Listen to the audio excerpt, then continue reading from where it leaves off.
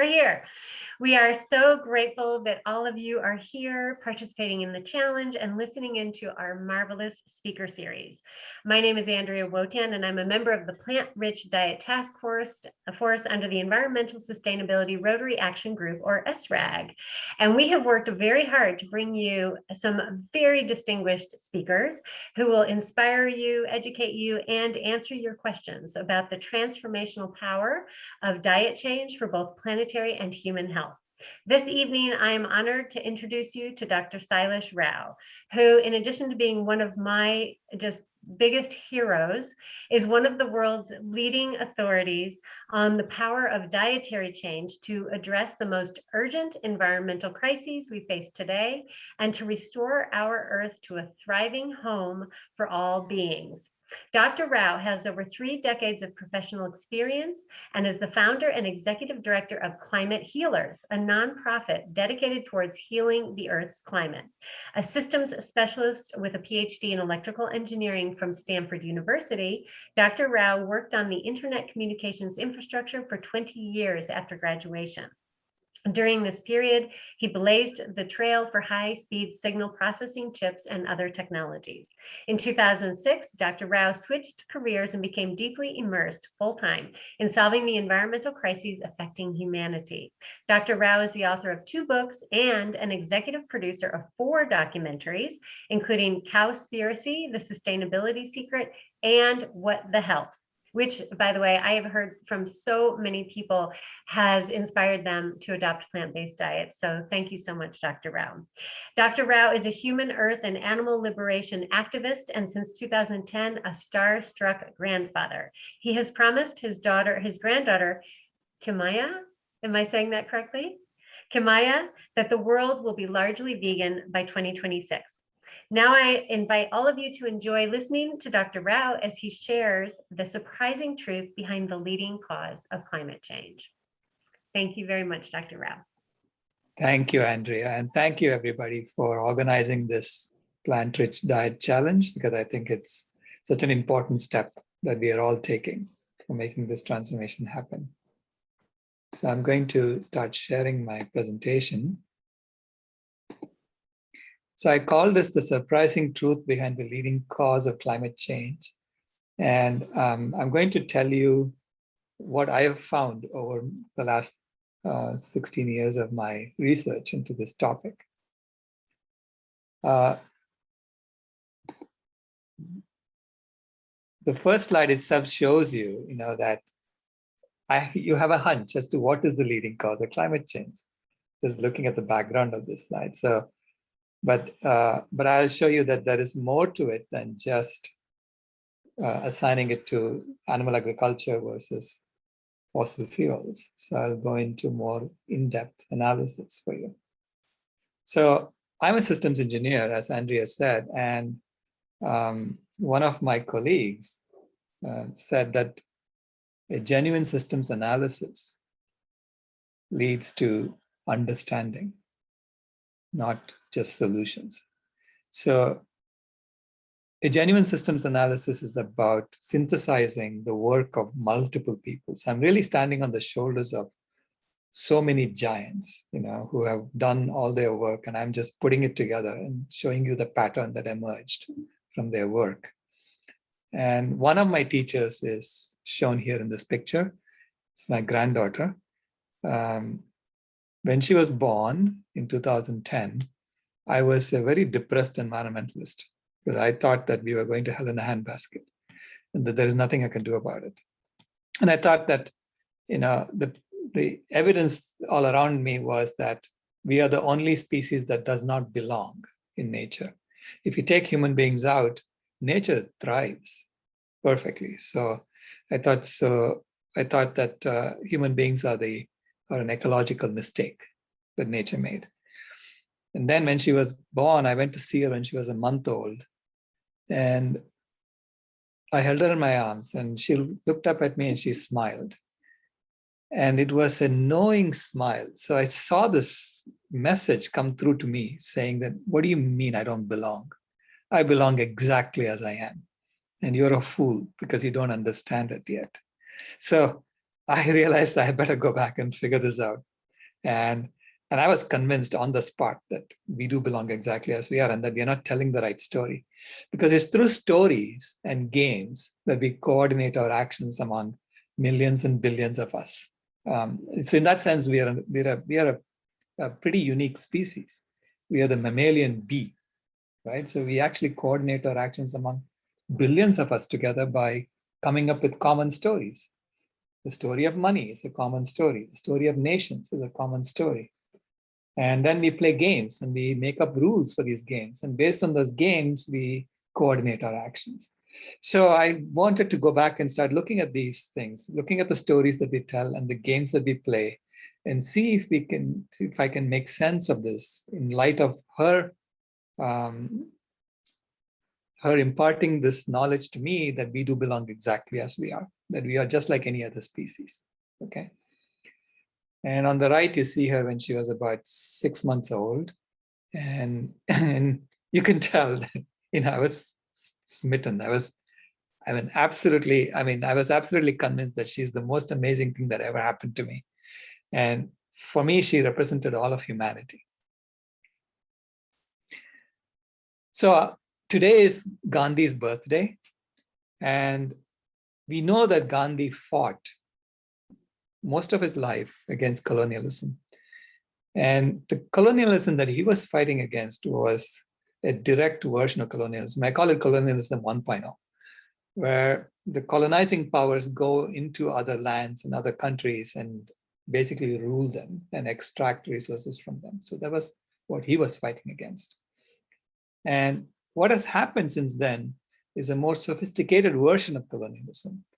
And so I'll show you some examples. In India, in 1970, the European Economic Commission and the World Food Program donated money to start this new program called Operation Flood. And the idea behind Operation Flood was to increase the milk production in India. So you can see in this picture, people from the villages coming and selling their milk into a cooperative. And in the cooperative, they measure the fat content of the milk and they pay the farmers on the spot. So this was a way for the farmers to turn their biomass around them into cash. Okay. Now, why did the European Economic Commission and the World Food Program want to increase milk production in India? India is one of the countries with the highest lactose normalcy, I call it. It's really lactose. They call it lactose intolerance. But 60% of Indians cannot digest lactose. Okay. In other countries like in South Africa and in Latin America, it's more like 80%. And in China, it's 80 to 100%. And yet we push dairy on these people. We push dairy even though we know it is not good for them. Why? Because this is how colonialism 2.0 was being implemented. So to me, this is a way for the colonial powers to do it by remote control using the levers of economic power. Because in India cannot buy oil with rupees. So India has to convert rupees, their currency, into dollars in order to buy oil. And to get dollars, you have to do what the colonial powers want. And in this case, it was more beef production. So India was creating more dairy for local consumption, and then they were exporting the beef. So India is now the largest exporter, one of the largest exporters of beef on the planet, and it is one of the major sources of foreign exchange for India. So colonialism and carnism go together. In fact, carnism to me is the foundation of colonialism. Where carnism is the idea that you need to eat animals, animal foods, in order to be healthy, which is absolutely not true, by the way. Okay, so we are taught that. And we are taught that in schools, we are taught that in textbooks, and therefore, I think almost 80% of Americans believe that they need to eat meat, otherwise they won't get any protein. That is there in our textbooks. And carnism has been the reason for most of the destruction of the planet. So the Fertile Crescent, if you recall, is where the ancient civilizations of the world were. And now the Fertile Crescent is basically the Sahara Desert. The Sahara Desert extends from the western edge of Africa, goes all the way into India as the Thar Desert, goes all the way into China as the Gobi Desert. And it's no longer as fertile as it used to be because all the biomass has been extracted and turned into cash. So I started my research in this in Rajasthan, India, which is where I could see the impact of biodiversity loss, ecosystems collapse, and climate change all in one spot. And that's how I started putting the pieces together. And the more you do research, the more you realize that the old model, basically the old colonialism 1.0, was through corporations. It was the English East India Company that did the original colonization of India. But then it got taken over by the crown. And now if you look closely, you will see all the big corporations have the same 4 financial holding companies as major stockholders, which is Fidelity, Vanguard, State Street, and BlackRock. Okay, so they own major stock in all these major companies, including the big banks, big oil, big defense, and so on. And if you try to see who owns these 4 financial holding companies, these are private holding companies. So they don't have to disclose their shareholders. But there are books written about who really owns these 4 financial holding companies, and it's just like 50 or 60 families own them.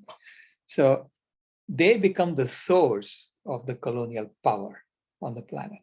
Okay? And so our politics is all fake fighting that's going on. So that's what I show there. So the currency system is the mechanism through which colonialism 2.0 is implemented. In the currency system, it's only banks that can create currency. It's a top-down currency system. And only banks can create currency, and they create currency in the form of loans. Okay. So the loans are basically through the deposits in the bank. You have a fractional reserve currency system, so which means 10% of the money has to be kept in the bank and the deposit, and 90% can be loaned out. So for $100 deposit, you keep $10, $90 gets loaned out. And when the $90 gets put back in the bank, $9 is kept in the bank and $81 gets loaned out. So this way, from the original $100, you're creating $900 worth of fresh currency out of thin air, all in the form of loans. And those loans are given to people who have to extract resources from the planet and grow the economy in order to return the loan back to the bank. Along with the loan, they have to return interest on the loan.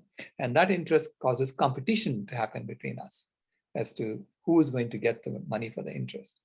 So this is how the system grows the economy and simultaneously also ensures that the banks are the ones that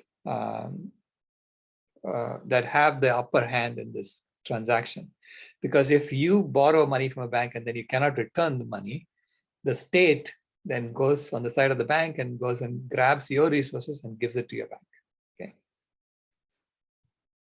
So this is what Paul Ehrlich has written about, and he's called it the global ecological Ponzi scheme that's going on.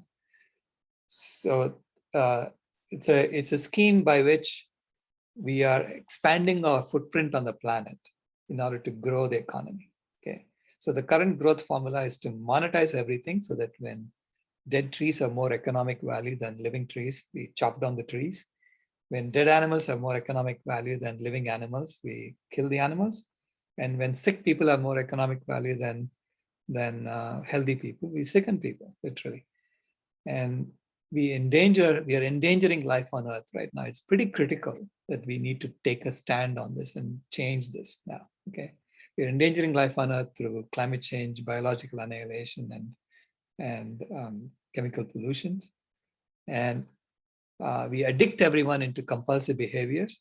And so there's a lot of psychological research done to figure out how to addict people better and better. We lie to ourselves about the protein myth, the calcium myth. There are all kinds of myths that are put into textbooks even. And then we systematically steal from the poor to enrich the rich. It's a reverse Robin Hood system. Because I did a survey where I went to a grocery store and I bought 1 pound of basmati rice, organic basmati rice for $2. And I traced it back to the grower in India and found out that she got paid like 5 cents a pound for the same rice. So the rest is basically distributed as profit. So on the way up the economic ladder, we are allowed to take as much profit as you can, because that's the way you enrich yourself in the game. And on the way down, we expect our charity to reach the recipient with very little overhead. So we know how to transfer resources across up and down the pyramid with very little overhead, except we don't do it one way. So as a result of this ecological Ponzi scheme that we have created, we are literally destroying life on the planet. So between 1970 and 2010, we wiped out 52% of all wild vertebrates. This is a comprehensive survey of over 3,500 species that the World Wildlife Fund has been doing since 1970. So we wiped out 52% in those 40 years. And I did an extrapolation at that point to see how many years can we continue doing this before we wipe all of them off. And I assumed that the rate at which we were wiping out wild animals was proportional to the size of our economy. And that's how I extrapolated it. And then I came up with the number 2026. And I did this calculation in 2014, and I was so shocked. I said, you know, maybe my models are wrong. Maybe I'm doing this very simple calculation, and maybe there's something more to it that I am not seeing. So I waited until the next Living Planet report came out in 2016. So it's issued every 2 years by the World Wildlife Fund. And in 2016, they said that between 1970 and 2012, we wiped out 58% of all wild vertebrates. Okay, so just doing a linear extrapolation, we are on track to wipe out 100% of them by 2026. That was LPR 2016. The latest LPR, the Living Planet report of 2020, came out, and it said that between 1970 and 2016, we wiped out 68% of all wild vertebrates. So we are on track to hit 100% by 2026. And we are already now in year 2021. So I believe that we have wiped out more than 80% of the wild vertebrates by now, especially with the increased burning of the Amazon that's been happening recently. So as a result of this, we know that a global transformation is inevitable. We cannot continue the old game anymore. Okay? The old game and the old story of competition and so on, it's got to change. Okay, so a paper in 2019 pointed to the human-driven decline of life. The pervasive human-driven decline of life points to the need for transformative change. That is the leading indicator. It's not climate change, it's actually biodiversity loss. And a recent paper in January of this year said that we are underestimating the challenges of avoiding a ghastly future. So it's calling for a massive rethinking of the way we do things on this planet. But if you look at the way the UN is set up, or all the governments are set up, they're all set up to maintain the Ponzi scheme. So even the UN Sustainable Development Goals, I mean, the goals are good. Okay, so if you look at the goal number 1, no poverty, goal number 2, zero hunger. I mean, who can argue against these goals? We need to meet these goals for sustainability. But then they inserted goal number 8, which is economic growth. And you ask, if you meet the other goals, do you really need to grow the economy?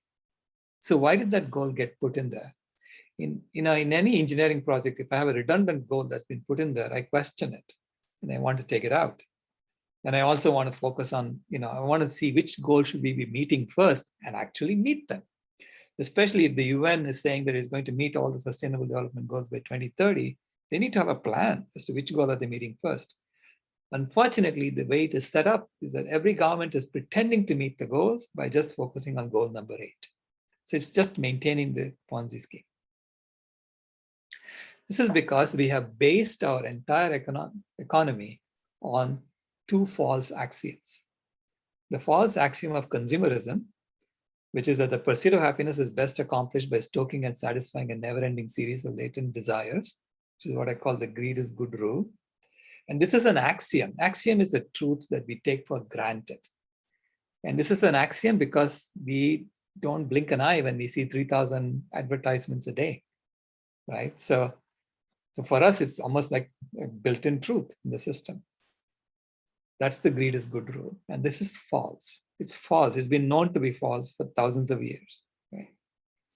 The second is the false axiom of supremacism, which is that life is a competitive game in which those who have gained an advantage may possess, enslave, and exploit animals, nature, and the disadvantaged for their pursuit of happiness. This is the might is right rule. And this is what's running the entire Ponzi scheme. Okay, so you gained an advantage in the scheme, you hold on to it, and then you try to make more of it, right? So you try to grow your advantage. And so when you base a civilization on false axioms, then it's impossible to make it sustainable. Sustainability means that you are building something that's going to last forever. It's impossible to make it sustainable so long as it's based on false axioms. It's just like asking, Newton to figure out how to send a rocket to Mars while pretending that the sun goes around the Earth. You had to overcome that before you could figure out the law of gravity. So the scientific revolution could not have happened until Galileo insisted that the Earth goes around the sun and not the other way around. In the same way, the sustainability revolution will not happen, cannot happen until we overturn these two false axioms and create a civilization based on the correct axioms. But these two false axioms are now destroying the planet. Okay, so there are two machines that we have created to satisfy these two axioms. The first is the burning machine, which is where we burn fossil fuels in order to create all these goods that we use to satisfy the false axiom of consumerism. And then the killing machine, which represents the false axiom of supremacism, where we kill more animals in 4 to 12 hours than all the humans that ever died in wars throughout human history put together. It's a frenzied rate of killing that's happening on the planet. And these two machines are fundamentally destroying the planet. Okay, so now it's a question of figuring out how to shut them down and how to rebuild a civilization on correct axioms. But the way the environmental situation is being portrayed in the media, it's basically about misdirecting public attention towards just climate change, and that too just the burning machine, and that too just the fuel for the burning machine. Okay, so it's not about shutting down the machines, it's about changing the fuel for the burning machine. That's how they're trying to portray it. Okay? Unfortunately, that's false. It's going to lead us down the wrong path.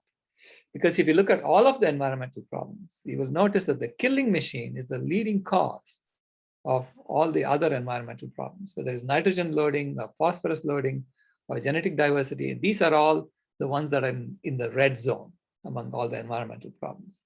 Okay, red zone. In fact, this genetic diversity is sticking out 100 to 1,000 times the diameter of the circle. This is why it's shown in this faded red at the end. The same way, the nitrogen is about 5x this diameter of the circle. That's why it's shown like that. And these black dots represent the impact of the killing machine. And those should also be extended 100 to 1,000 times, okay, because it's 60% of the total. So the media is portraying that climate change is the major issue that we need to focus on, because they're framing that is mainly caused by the burning machine. So they're saying the killing machine is not the leading cause of it. It's just a tiny portion of it. And notice that climate change is actually still in the yellow range. Okay, genetic diversity is in the very red range. And because climate change, they're saying, okay, you will have major problems by 2030 or 2032. But genetic diversity, we are on track to wipe them all out by 2026. So this is why, when I noticed that we were being misdirected and made to focus on the wrong things, then I said, okay, is it really true that animal agriculture is not the leading cause of climate change? Are they missing certain things? And sure enough, I noticed that they were missing things. Okay, so if you look at the opportunity cost of the land use for animal agriculture, it becomes the leading cause of climate change very quickly. Because if you look at our food system, we eat about 1.5 billion tons of food, approximately. This is the dry weight of the food we eat. And 85% of it is already plant-based. Okay, so we are already eating a plant-rich diet worldwide, if you look at the average. Of course, there are people who are economically well off are eating more animal foods than plant foods, but a majority of the people are eating mostly plant foods. And 12% of the food we eat is animal foods that comes from land animals, and 3% comes from the ocean. So that's a total is 100%. Now, the 85% of the plant foods, we are using about 6% of the land area of the planet to grow them. For the 12% of the foods that we eat that are animal foods, we're using 43% of the land area of the planet. Okay? 37% is grazing land and 6% is cropland. Okay? And on this grazing land, we have wiped out most of the trees. So half the trees on the planet have been cut by human beings over the last 10,000 years. And land actually stores 9 times as much CO2 as we have added to the atmosphere since 1750. So literally, if we want to reverse climate change, we just have to bring back the trees that we cut. So clearly we can reverse climate change because on this 37% of the land, the trees are gone. Okay? So the amount of carbon that's stored on this land is only 6% of the total. I'm sorry, it's 2% of the total. It's a 6% average. So when you take that opportunity cost into account, animal agriculture becomes the leading cause of climate change. And we are estimating that it's responsible for at least 87% of the total. Okay? And we created a bathtub challenge to help school students and college students and university students to actually help solve climate change, figure out how to shut these two machines down. Okay? And the bathtub challenge has numbers that are similar to what's going on in the actual atmosphere. So the bathtub challenge is saying, here is a bathtub in which there's a baby, and you're not allowed to take the baby out, by the way, because the baby represents all life on Earth. And the bathtub is filled up with 1,000 liters of water. Okay, this represents the 1,000 gigatons of CO2 we've added to the atmosphere since 1750. And the bathtub is filling up with these two faucets. The burning machine is pouring 35 liters per minute, which corresponds to the 35 gigatons of CO2 per year. Okay, so 1 liter is like 1 gigaton, and 1 minute is like 1 year. Okay, so 35 liters per minute is pouring into the bathtub from the burning machine faucet, and 15 liters per minute is pouring into the bathtub from the killing machine faucet. So together they're pouring 50 liters per minute. So the problem is that if the bathtub has 1,200 liters of water, the baby will drown. So your job is to shut down these two faucets such that the baby is saved and the vegan reforestation tank below does not get overfilled. Okay, so the setup is that as you shut down the burning machine faucet, you open this overhead tank that pours 350 liters into the bathtub. So if you shut it off completely, 350 liters will come from the overhead tank into the bathtub. But if you dial it down, so for every 1 liter per minute that you dial down the burning machine faucet, 10 liters is going to pour from the aerosol tank into the bathtub. Okay. So clearly, if we don't do anything and we let these faucets run, in 4 minutes, the baby will drown.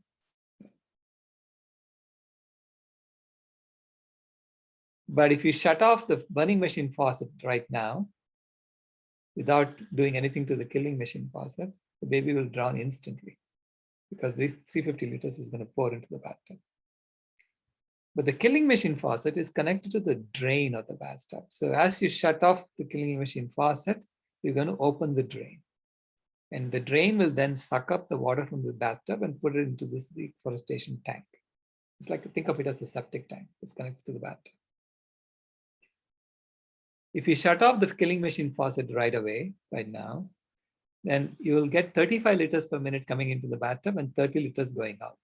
So which means effectively you're going to be filling up the bathtub at 5 liters per minute. So which is 1/10 the rate at which we were filling up before. This is where the 87% comes from. Okay. So the question for students is how do you shut these two faucets down so that you can save the baby and drain the bathtub into the tank? And there is a solution.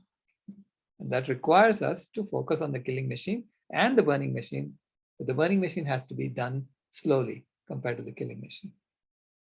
So anyway, we have a challenge out there asking students to solve this problem, and we are offering prizes to people, to the first school that comes up with the correct solution, and to the 2026 school that comes up with the correct solution.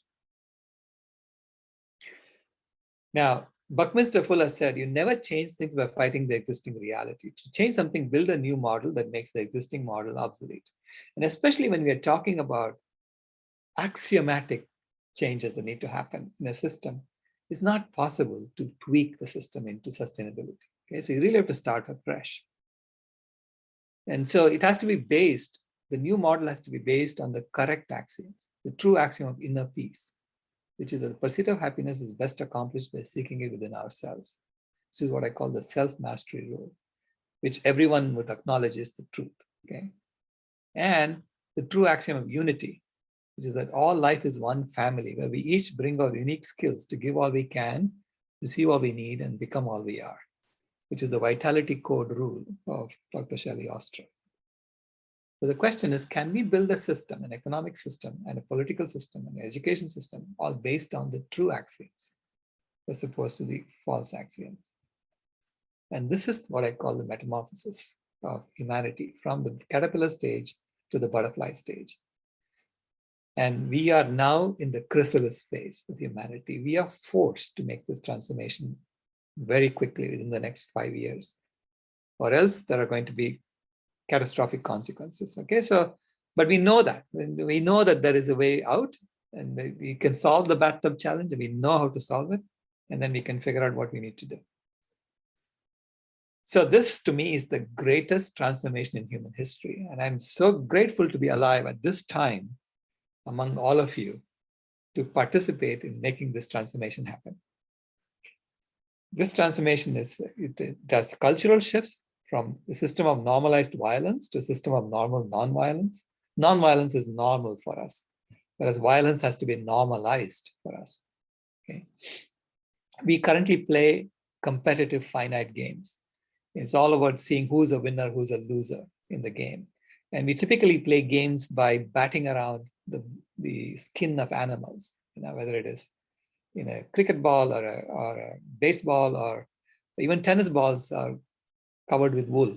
Okay, so it's as if we are showing the animals, hey, we are so much more superior to you, and so we can do this to your body. And instead, we need to be playing more collaborative, infinite games. And so that's the transformation that needs to happen. We consider ourselves to be the top predator on the planet, top predator species on the planet. And we are on track to wipe out all life and eat ourselves up. Yeah, so literally, we need to transform to a caretaker species. Otherwise, we are going bye-bye. And currently, we call ourselves Homo sapiens sapiens, the wise hominid. And to me, this is, especially for a species that's doing something so stupid as to destroy all life on the planet, it's narcissistic to be calling yourselves wise, and that too twice, right? And so we are in the narcissistic predatory taker phase of humanity. And we need to transform to a compassionate, climate regulating caretaker phase. And I call it a climate regulating caretaker phase because as soon as we acknowledge that we are changing the climate of the planet, we have automatically assumed responsibility to maintain that climate for the benefit of all life. So that's our job as a species. So we have a purpose as a species. We belong in the ecosystems, and we have a vital role in the ecosystem as a species. And we need to assume that role consciously now. And this requires civilizational shifts from speciesism, colonialism, racism, ableism, and patriarchy, the domination oppression paradigm, to veganism and radical sacredness, the ahimsa sacred relationships paradigm. From diseases and divisiveness in humanity to health and harmony and diversity for humanity. From destruction and exploitation of the planet to regeneration and caretaking of the planet. From violence and cruelty to animals to kindness and compassion for animals. From an egocentric culture of consumerism to an ecocentric culture of accountability. From a mindset of scarcity to a mindset of generosity, and from a profit-driven economy to a service-driven economy. And the good news is that everything on the left-hand side of this is coded in the game of money that we are playing right now. And therefore, we can actually create a game in which everything on the right-hand side is coded. So it's a different game altogether. And that game, is what I call the vegan currency, Aquarius. And that game is about ensuring that we stay within the bounds of the planet as we lead our normal lives. Okay, because ultimately we need to create a system in which people lead their ordinary lives and the planet thrives. Only then will you have a sustainable civilization. And to do that, we need to make sure that we stay within the bounds of the planet and that our market economy happens within the bounds of the planet. So for that, we need to create a multidimensional measure of our ecological footprint and make sure that we stay within that, within the ecological bounds of the planet. Okay, so that's what the system of Aquarius does. In Aquarius, rather than having a currency that's flowing from the top down, from a few people who own banks to the rest of us in the form of loans, here it's in the form of allowances from the bottom up, as opposed to top down. And it's allowances from the bottom up, and the allowances are issued in the form of a constant flow of currency into people's accounts. And then some of that currency flows automatically into the individual's pocket. So that ensures that every individual stays out of the inner bound. So it meets the basic social foundations that they need to live. Okay. And then between the inner circle and the outer circle of the donut, we create a market economy. And that's what is done to the rest of the flow. And anyway, so all currency is sourced through individuals, and then it goes into the community's heart. So the same architecture happens for the community system. So this is a system that we are working on now, and we are recruiting corporations to join us, especially vegan corporations, so that they can help us, alpha test it and beta test it and so on. And this can only be done in an open source economy and ecology, because as soon as we say we own certain things, as soon as we say I own the rights to this and therefore I cannot tell you because it's a company secret, then we don't know how much ecological damage is happening because of the processes in the company. So, and when we don't know, then we cannot measure it. When we cannot measure it, then we will violate the bounds. So this can only happen in an open source economy and ecology, where people are doing things because they want to do it, not because they have to do it. So the 7 strategic actions that I talk about to transform us from where we are to where we need to be is, number 1 is education, which is what I'm doing now, which is to talk to people, tell them, there is this greatest transformation in human history happening, and you cannot be a spectator. You have to join and help make this happen. And we need to, number 2, we are asking the UN to drop SDG 8 so that they know that, we understand why they're doing SDG 8. We want them to drop it and add SDG 18, which is zero animal exploitation. And this, when we add SDG 18, zero animal exploitation, it makes all the other sustainable development goals easy to meet. And since they become easy to meet, I say, let's meet one. Let's, in any system engineering where we have 17 goals to meet, you have to pick one and meet it. Then you're making progress. Right? And then you can say, well, here is a plan for meeting all the other ones. So I say SDG number 2 is zero, and zero hunger. Let's make sure we meet that. Let's make sure that we get healthy immune boosting food available to everybody. Can we not make that happen? We will not have the resources to make that happen. If we cannot even make that happen, then forget about all the other goals. You'll never meet any of them. We're all pretending. So this is why I say we need to meet one goal. So I suggest we pick SDG number 2 and meet that. The 4th action is we have to come up with a constitution for this new butterfly mode of operation. So we need to have a constitution to heal the planet. 5th is we need to work on this new open source economy game. Because to me, economy is a game. So it's a game we are playing. And right now we have a game, it's a competitive game to see who's a winner, who's a loser. And we are just celebrating those who have taken the most, because we are in the narcissistic predatory taker species phase of humanity. So we need to create a new open source economy game based on something like Aquarius that helps us feel like we all belong and we are all part of this transformation. 6th is a common spiritual initiative. We need to get the religions of the world to come together to understand that we are in this massive transformation that needs to happen. And they are the ones who have the grassroots networks to make it happen very quickly. So this is why I'm now here at this Unity Village in Missouri, talking to a lot of people about how we can do this. And so this is a vegan spiritual forum and retreat. And this is going to happen every year. And finally, we need to work on a new ecology, creating food forests. Because literally, if you can bring back the trees that we cut and make 0.2% of those trees mature almond trees, those almond trees will provide all the almond milk that you need to replace the dairy milk that we are consuming today. Okay, so that's how much abundance we can create if we just create food forests. So with that, I want to leave it open for questions. So thank you very much. This is my inspiration, my granddaughter. She's my boss and my inspiration, and I report to her. And she's expecting me to complete this Vegan World 2026 project by 2026. And I rely on all of you to help me make that happen. So thank you. Wow. Oh my gosh. Thank you so much, Dr. Rao. That was incredibly powerful. Really incredibly powerful. I am so grateful. I'm sure that everybody here is so grateful for that presentation. We absolutely have plenty of time for questions. Feel free, we've got an intimate group here, so feel free just to raise your hand or even open up your mic, and feel free to ask Dr. Rao a question.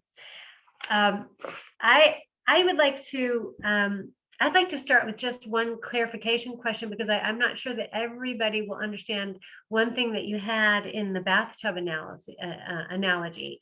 Dr. Rao, can you explain what you meant by aerosols and what's going to happen with aerosols if we eliminate fossil fuels immediately, just so everyone understands this challenge we're facing? Yeah, it turns out that every molecule we put into the atmosphere causes the climate to heat or to cool. Every molecule has to do one or the other. You know, they have no choice. So if the molecule is reflecting radiation in the infrared region, then it will heat the Earth. If the molecule is reflecting radiation in the visible region and ultraviolet region, it will tend to cool the Earth because it's going to reflect sunlight back.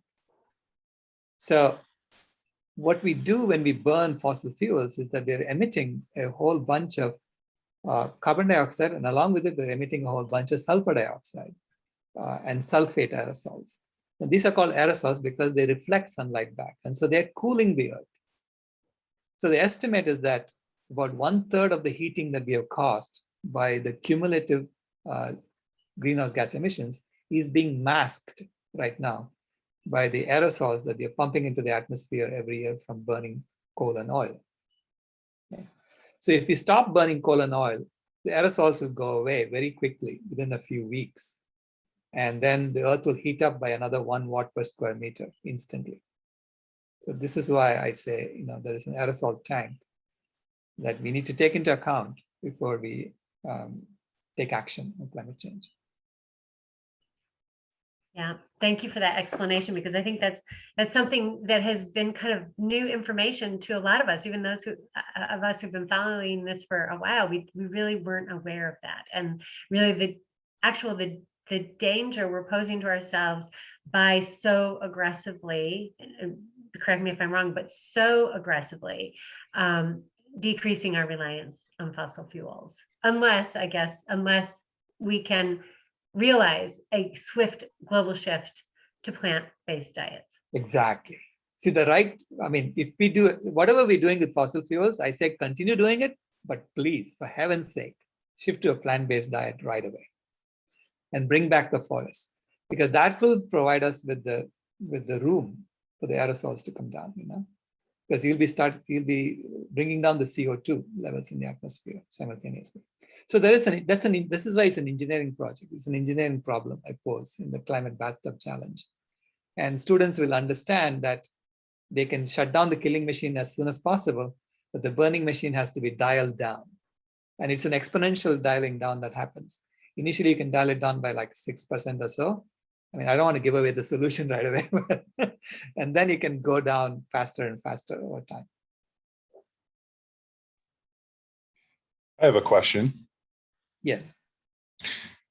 First of all, thank you so much. It was actually Joji who introduced me to you, and I'm so happy to meet you. And the presentation that you gave really spells out the vision of the climate healers so well. My question is, when it comes to agriculture, and we've got people on our team that have been putting this information together in such an astute way. Andrea is one of them, and she had included the fossil fuel burning in one of the presentations, and it's a rather complicated explanation. And so we always ask ourselves, what do you put in and what do you don't? If you're just trying to, convince somebody to eat plants, cut to the chase, right? Right. Don't overcomplicate the message. But at the same time, I appreciate the appropriate complexity to the message. One of the things that we talk about is the relative contribution of greenhouse gas emissions of different areas of agriculture. And so we do a comparison between, how much greenhouse gas emissions does it do cattle agriculture produce as opposed to chicken and pork, and then as opposed to, say, legumes. And what we say in our presentations is that the legume production of greenhouse gas emissions is a certain amount. And I'm left thinking, is there a way to grow food without producing any greenhouse gas emissions? And, the idea that you presented there about food forests, we've got some folks in our group who are big fans of planting trees. But, should we be planting almond trees or, food forests, or just randomly planting trees? I'm sure either one is good. But my general question is there a way to produce all manner of plant-based foods that is not greenhouse gas emitting, or is that even necessary to achieve? Yeah, great question, Scott. I mean, actually, when you start planting food forests, so the way we partner with this organization called Sadhana Forest in Oroville, and what they do is they look at the local vegetation and they plant food forests corresponding to what grows locally, and make it so that it is sequestering carbon as it's growing food for you. It's sequestering carbon. It's the other way around. So it's not emitting anything, it's sequestering it. So they plant a combination of nitrogen fixing plants as well as grains and perennial grains and perennial trees, right? So in that manner, you're actually bringing back the wildlife in the region, because the wildlife likes the fact that the native ecosystem is coming back. And simultaneously, you are providing food for the local people in the region, right? And you are sequestering CO2, not adding CO2. This is why I say when we look at the greenhouse gas emissions of plant foods versus animal foods, we need to be careful, because the plant foods, it could be a net negative actually. Okay, so because you could be doing it in a way that sequesters CO2, whereas it's impossible to grow animals, especially at the levels at which we are growing them, without making it greenhouse gas positive. I mean, you have to emit greenhouse gases to do that, because we are raising the amount of animals we are raising right now on the planet. It's like 10 to 11 times in terms of the total biomass of all the wild animals that lived 10,000 years ago. That's how much food they're eating. Okay? So it's impossible to do that and be greenhouse gas, and sequester CO2 at the same time. Yeah, I'm just noticing in the chat, Elisa, she said, veganic, permaculture, food forests are the answer. And that's another concept that I've heard about in agriculture is permaculture. Right. just another question here. Can I grow legumes in such a way that it's carbon sinking, Mhm. building carbon into the soil? You know, Right, absolutely. See, when you can grow a combination of these, you cannot grow monocultures. So when you grow monocultures, you have trouble, right? So then you have to have some way of weeding things out and things like that. Because we do monocultures in order to minimize our labor, okay? Because we have more important things to do. And it turns out that 95% of human activities today are unnecessary and wasteful anyway. So what is this more important things that we need to do, right? And so this is why, it's going back to the old ways of doing things and creating food for us and spending more time foraging in nature is good for us anyway. So, but to do that, you need to take care of people. You need to make sure that people feel secure, right? So this is why the currency system has to flow from the bottom up. And so we need to reverse that whole thing. amen. So a question in the chat, there's part of the buzz in our presentations is about methane and how, heat trapping methane is. So what is your opinion about adding red seaweeds to cow feed to minimize methane emissions? Yeah, I mean, cows don't normally eat seaweed. Okay, so we're giving them seaweed in order to minimize methane. And there are 1.5 billion cows, they're all over the planet. And how are we going to get the seaweed from the ocean to all these cows? Okay, there's going to be transportation, all kinds of things. I mean, logistical problems. Why are we doing all this? To maintain the old axioms, which we know are false anyway. So we know we need to transition out of it. And I'm saying we don't have the time to mess around with those things. Okay, we really have to figure out a new system based on the correct axioms. Otherwise, we are going bye-bye. I'm saying we can all collectively bend down and kiss Mother Earth goodbye in 2026 if we don't have a largely vegan world. I really feel that it's that urgent.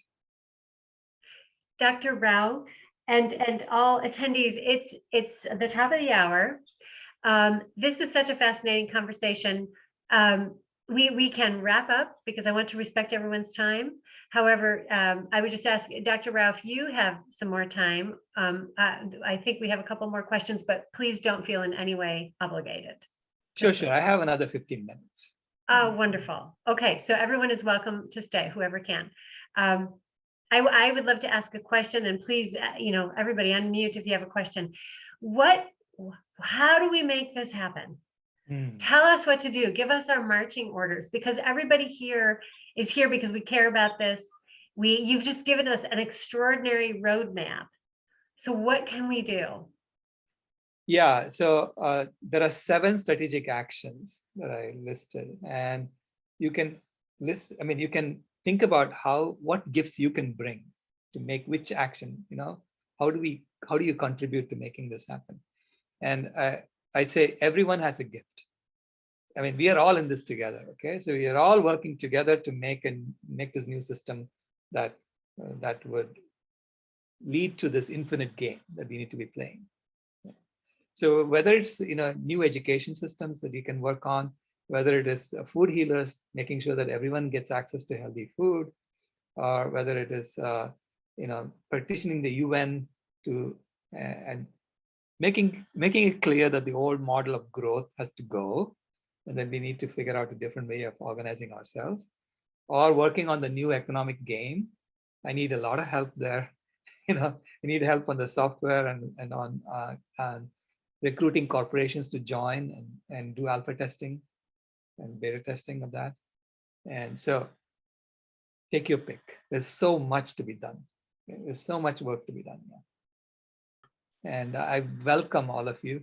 We meet every 3 months. We have a convergence every 3 months. So our next convergence is October 23rd, 24th. And I'll put the link to that. So it's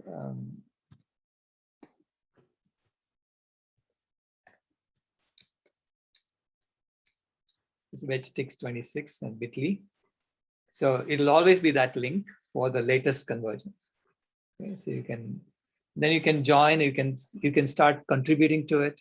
So to me, this is just like building the internet. The internet was a project that I worked on, and there when I started, I had come there with the idea that we can take this analog signal processing that they were doing and turn it into a digital signal processing and make it run 10 times faster. And people thought I was crazy, right? But we created a task force, and we built the standard, and we actually built the chips, and we got it to work. And then everybody jumped on the bandwagon and adopted it. So I see this as a similar thing that's happening now. We need to create this new system before we insist that the old system fail, right? So, it's about creating something new so that the people can transition to the new. And that's our responsibility, I feel.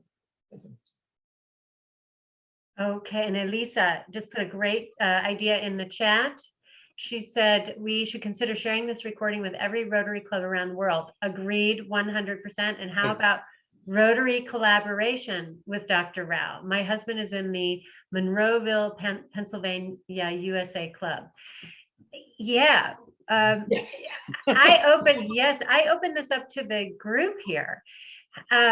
Is this something that we can try to engage Rotary in more, or from the beginning?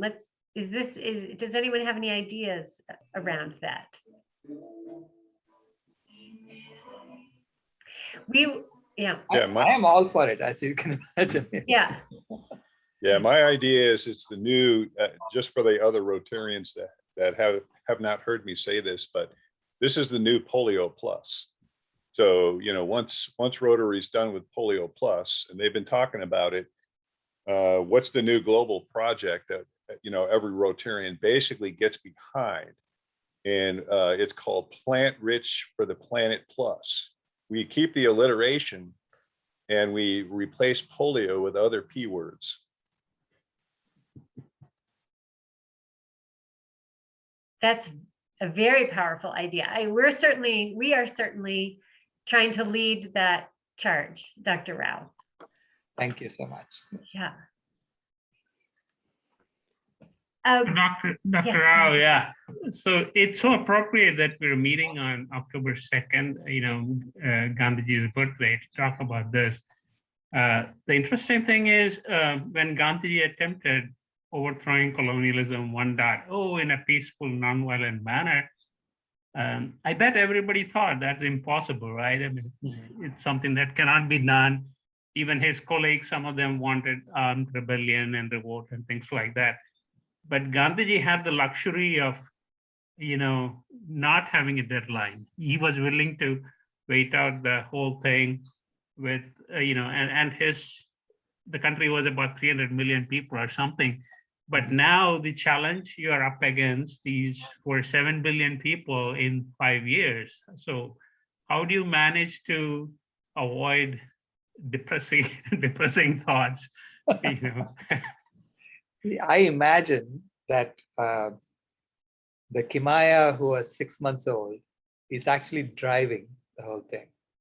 She's just laughing away and pulling strings, and I'm just her instrument. Okay, I'm just doing the best I can with what I have. Every knowledge that I have, I'm putting it into this. All the time I have, I'm putting it into this.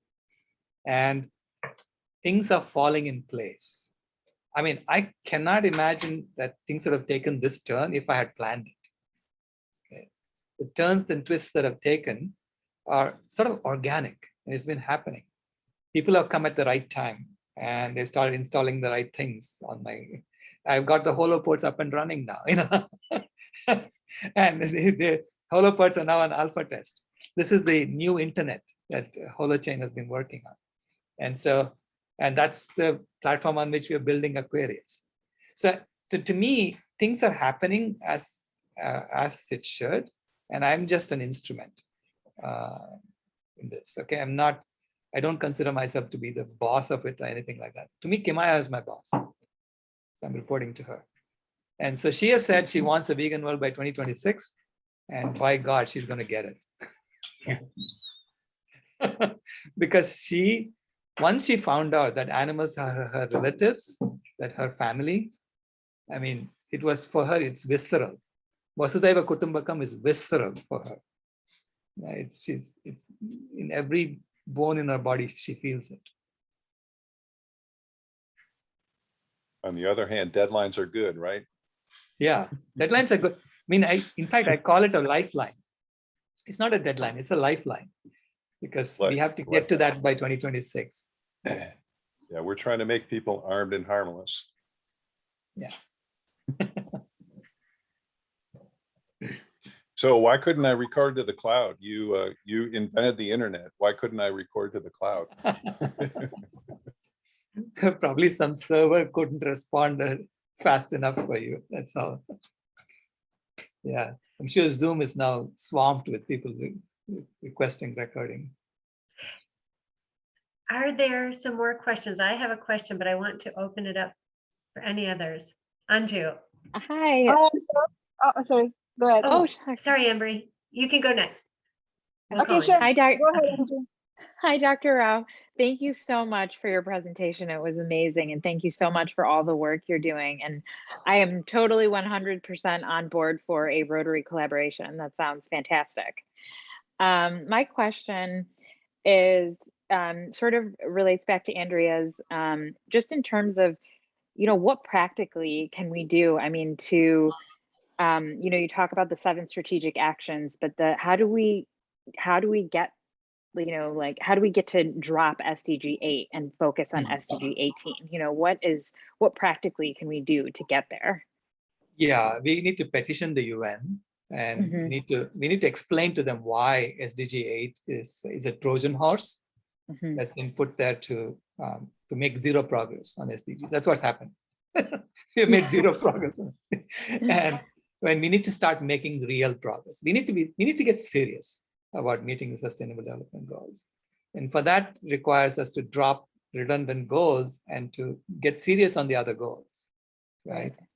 And so I think maybe a care to petition or something like that, a change.org petition should be the first step. Okay. And then get lots of signatures on that, and then publicize that this is what's going on. And it's not meant to make them change. They may not change, but it's meant to send the message to everyone else. This is exactly what Gandhi was trying to do, right? So when he petitioned the British for something or the other, it was really, he was speaking to the people. Great. Awesome. Thank you.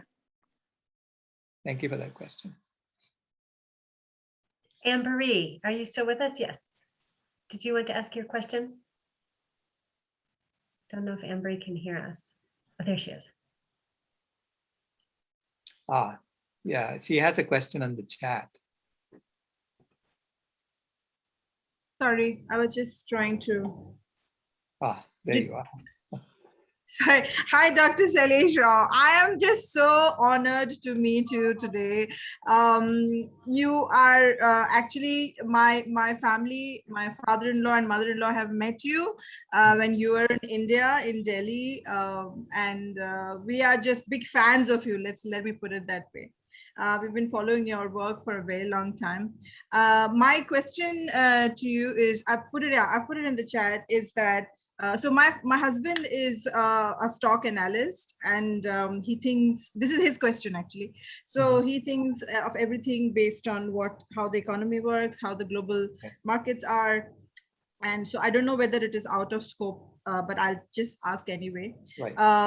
He says that, so just to say that my family is vegan, totally vegan. But he feels that the reason why there is not an official push about this, like there's an official push about reducing our dependency on fossil fuels and so many other things about the environment. However, there is no official declaration on this movement by the governments, because a lot of industries are dependent on animal agriculture. Right. The day everybody becomes vegan, the economy of these industries will collapse. Right. Of course, we know that it is not going to happen tomorrow, and probably it will happen gradually, and other industries will crop up, and that's how it's been happening. How since the time humans have been on the path to evolution. So I just wanted to ask you, when you face a question like that, how do you respond? I just want to learn from you so that I can say that when I face that kind of a yeah. I mean, they're absolutely right. Okay, this is why they don't promote the plant-based movement, because they are trying to maintain the current scheme, the current ecological Ponzi scheme. Okay, that's their job, is to maintain that scheme. And the Ponzi scheme depends on growth. Every Ponzi scheme depends on growth. If it doesn't grow, then people start losing, in the scheme, and then they lose confidence in the scheme, and the whole scheme collapses. Okay, because any Ponzi scheme is built on confidence, right? If you believe that the Ponzi scheme is worthless, you're going to take out all your cash and put it under the mattress, and then you'll have inflation, and the cash will be worth less too. Yeah. So essentially, we have an economy that's based on death, disease, and destruction. Death for animals, diseases for human beings, and destruction of the planet. Okay? That's what's driving the economy right now. And this is not sustainable. Okay? This is why the planet is saying this is not sustainable. Eventually, you have to stop this, and you have to build something based on life. And on regeneration and caretaking and those things. So this is why we have to build something new, not try to fix the old one. Okay, this is why we have to build a new vegan world, okay, that works for all. And then the people in the old will move to the new, because the old will collapse. When the old collapses, if you have something else that you can join instead, then there won't be chaos. That's the idea. So this is why you have to build something new. And we are building this new game, the Aquarius game, so that you can play it in the old model also. So you can play it, so you can transition from the old to the new. Okay. So this is how you get resources from the old into building the new. Thank right? you. So this is what I would say. I mean, they're absolutely right. This is why they don't support it. So they're right about why they don't support it. So we can tell still trade stocks? In the new Thank model. you, Dr. Rao. Thank you so much. In the new model, I mean, think about trading stocks, right? You're gambling. And you're saying, okay, I think this is going to go up, but that's going to go down. And if you happen to make the right gamble, you're a winner. And everybody else is a loser because they've made the wrong gamble. Or the whole thing grows and everybody wins, right? But if the whole thing grows, nature is losing. Dr. Rao, you are going to COP26. Is that correct? Okay. Right.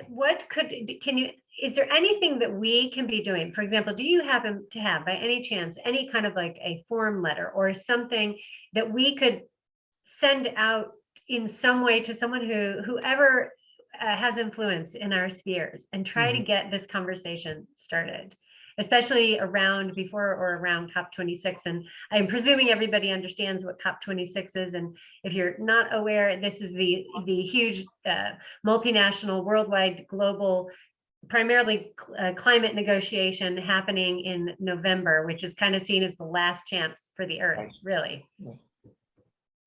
Yeah, we are planning a new website launch and a new campaign around what we call the cow in the room. So we're going to have a cow in the room, and we're going to try to get some media attention to the cow in the room, because this is the one that they've been ignoring. Right? They've been pretending the cow in the room is not there, but the cow has to have her voice, and she's going to speak in COP26. That's what we are planning to do. Okay. And if you want to help me with that, of course, I mean, I can show you what we are trying to do, and then we can work out how we can improve the campaign. Okay, great. Are you by chance, are you working with some of these other organizations? Anne-Marie has been sharing some great articles recently about a number of organizations that are petitioning COP26 to have vegan meals, to bring animal agriculture to the fore. Right. Yeah, we are trying. We are planning a march on November 6th. We have a Ahimsa and the environment event on October 31st, which Alok Sharma is going to be giving a keynote speech on. And then we're going to be talking about the climate bathtub problem during that.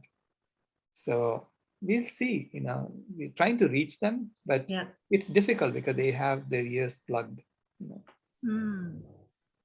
Yeah. So is there? I'm just wondering, Dr. Rao, is there a way in which we whether in capacity of being Rotary members or as individuals can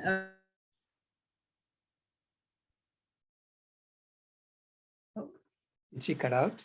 Yeah, I think she froze. Sometimes her internet freezes, but she should be back in a moment. I'll let her know she froze. Oh, now you're back. You froze on us. Okay.